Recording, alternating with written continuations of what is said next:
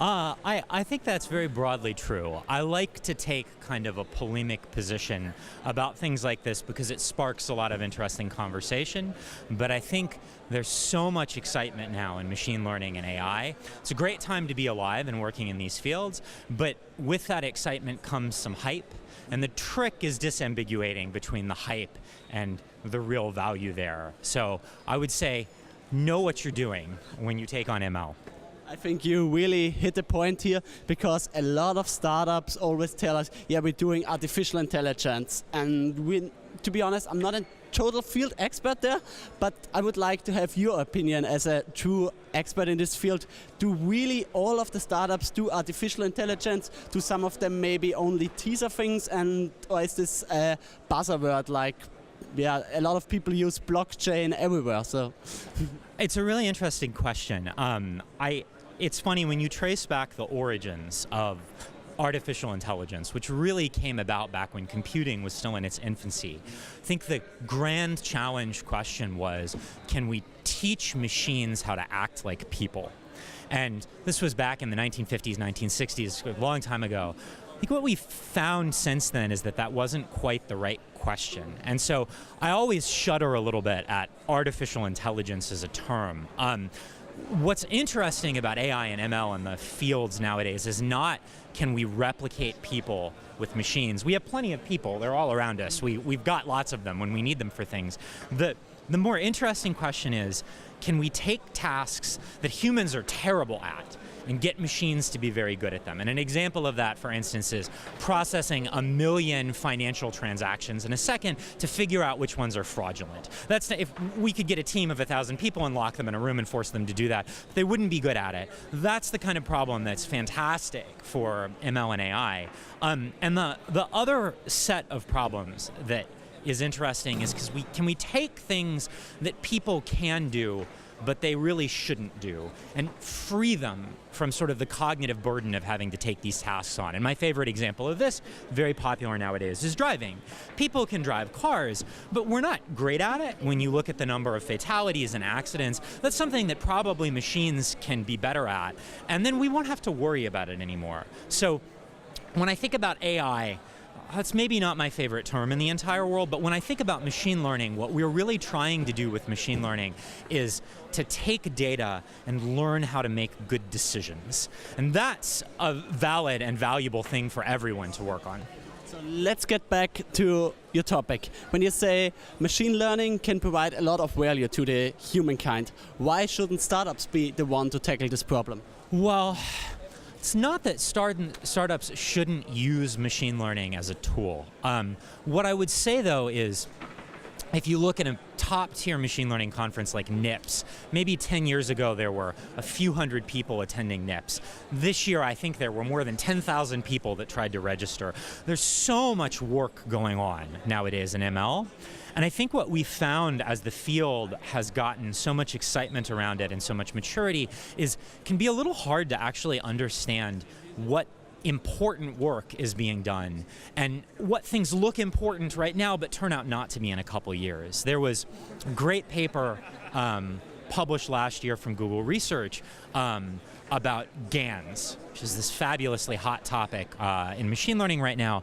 And what they showed in this paper is that many of the people that had been publishing and claiming advances with these networks hadn't actually done anything. They were kind of fooling themselves by getting a result that looked good but didn't actually prove out in the long term. And so, kind of returning back to your question, what I would say is, you just have to be careful. You have to exercise some care. If you have data that you can use to make predictions, by all means do so, but recognize going in that machine learning isn't, aha, we'll just go learn the machines for a couple of days and all of our problems will be solved. It's a tremendously time-intensive thing to do to productionize. First of all, you have to acquire the data, and you need a lot of data to train a machine learning algorithm to do anything. It's not something that startups often have when they're in these early stages, compared to, say, the click logs of Google, where you have literally tens of millions of people searching and clicking on things every day. So first you have to acquire the data. The second thing that you have to do is you have to clean it and make sure that it doesn't have noise or errors or randomness in it. That alone can be a task that takes many people a long time to build the infrastructure to go and do that. Once you have the data and it's cleaned and you believe in it, well, then you have to go figure out what model you need to solve a particular problem that's of interest to you. And that there are dozens of machine learning models, and training one and testing it can be tremendously time intensive. Just the computational cost of training a model on a lot of data now, you can spend, GPU years of compute to go do these things. And so when you think about that, that's a process that's very labor intensive, it's very expensive, it's very time consuming. Those are all anti-patterns for startups. Startups need to be lean and agile. They need to be able to learn very quickly by trying a bunch of things that don't work. And so what you sort of see is that the startups that are heavily focused on machine learning algorithms have to raise a lot of money, and they have to know exactly the problem that they're going after. So I would just be careful. I would not fall victim to the hype. Be very intentional about what you're doing. And the right first machine learning model is always a heuristic. It's always something that you just sit and write down a pattern that you think is good. Try that first. When that doesn't work and you're certain you need something more sophisticated, try the next dumbest thing. But don't jump to complicated solutions. Complexity is the enemy of startups. So basically, you did a really well explanation why startups shouldn't focus on machine learning, but someone needs to do it. Who else should it be? Should it be huge corporates? Should it be academics? Should it be universities? Who should it be? Well, I think it's good now that so many large companies are investing time and resources into pure research.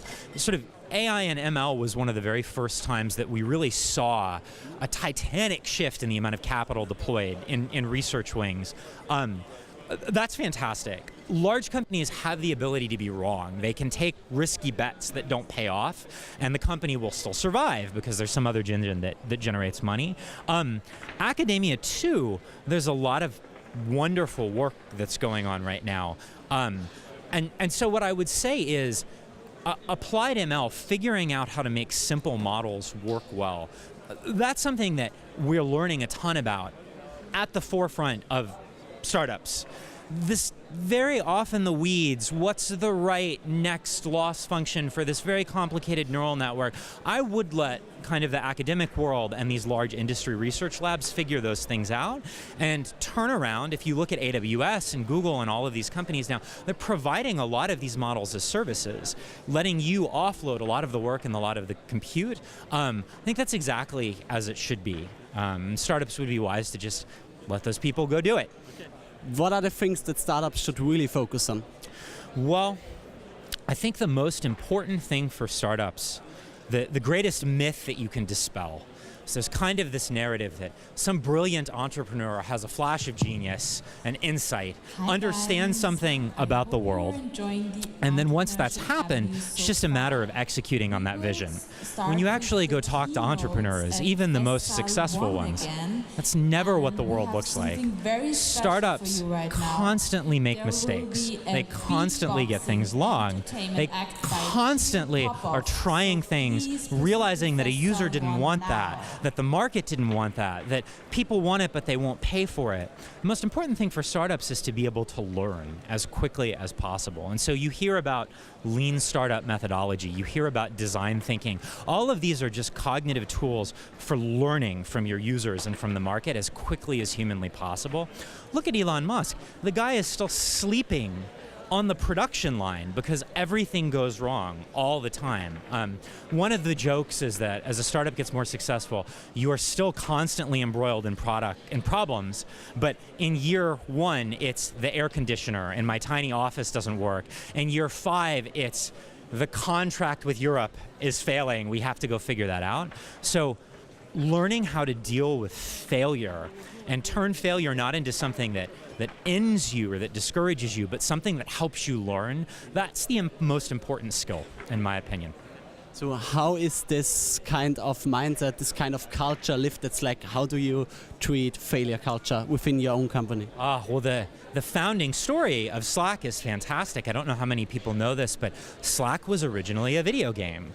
The founders founded the company to go make a video game. And when the video game didn't work, they displayed precisely those attributes that I was just describing. They learned from the market and they said, well, wait a second, this video game doesn't look like it's going to make money in the long term, but we've built a tool while we were making the game that helps us communicate better.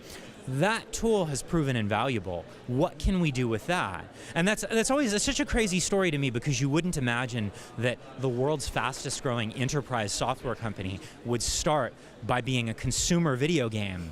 But that's the nature of startups, and that's kind of the beauty of it. So it was something that was baked into Slack's culture from the very early days. And that's one of the things that I like so much about working there, is the founders don't believe that they were particularly brilliant. What they believe is that they were adaptive.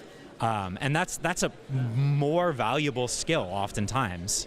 So basically Slack was just only one pivot away from having a complete new product and reaching a completely new market. Which brings us back to Slack and its technology. Yes. So, where do Slack use AI and machine learning right now, and what are the plans for the future? So Slack is so fascinating.